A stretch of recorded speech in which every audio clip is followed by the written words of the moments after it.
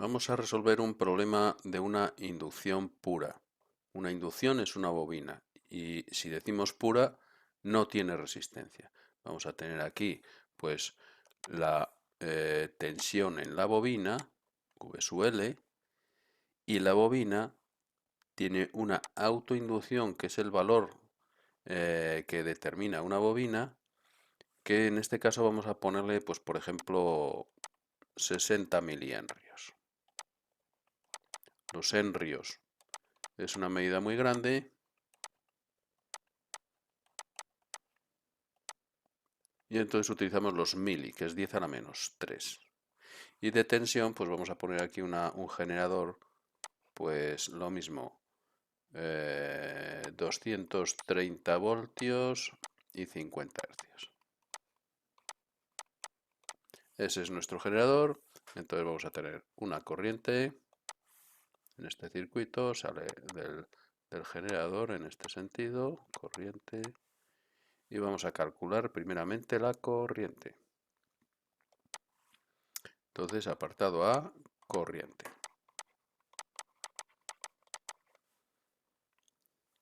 Entonces la corriente la vamos a calcular por la ley de Ohm. La intensidad igual tensión en la bobina partido por la impedancia. En este caso la impedancia es una bobina y será coincidente, como es el único que tenemos bobina, pues con la reactancia inductiva. Y la reactancia inductiva, como veis, de una cosa voy a otra porque tengo que ir calculando lo que me va pidiendo en cada momento. La reactancia inductiva es omega por L. Omega es 2pi por la frecuencia y L. 2pi por la frecuencia. Si la frecuencia son 50 hercios, 50 por 2 es 100, 100 por 3,14, pues 314,16 es omega. Por la L, que son, hemos dicho, 60 mili por 10 a la menos 3 henrios.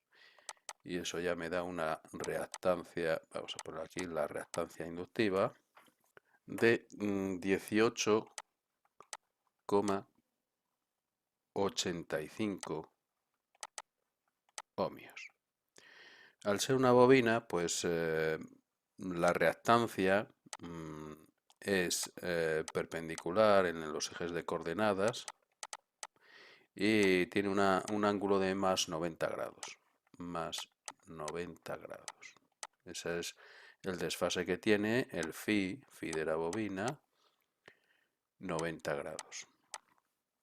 Por tanto, nosotros aquí la impedancia es coincidente con la reactancia inductiva, 18,85, ángulo más 90 grados ohmios.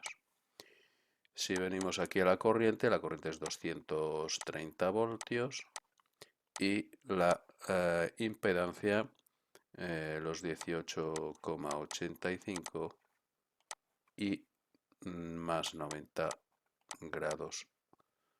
Esto de aquí arriba, el numerador es 0 grados. 12,20 amperios. Ya tenemos la corriente. Un apartado B podría ser el esquema tensión-intensidad. La tensión en la bobina la tenemos a 0 grados, V en la bobina, y la corriente, como siempre la pinto en rojo, me da aquí, fijaros, 0, menos 90, menos 90 grados. Menos 90 grados, que es hacia abajo. La corriente y en la bobina, ¿vale? Menos 90 grados. Ese sería el esquema.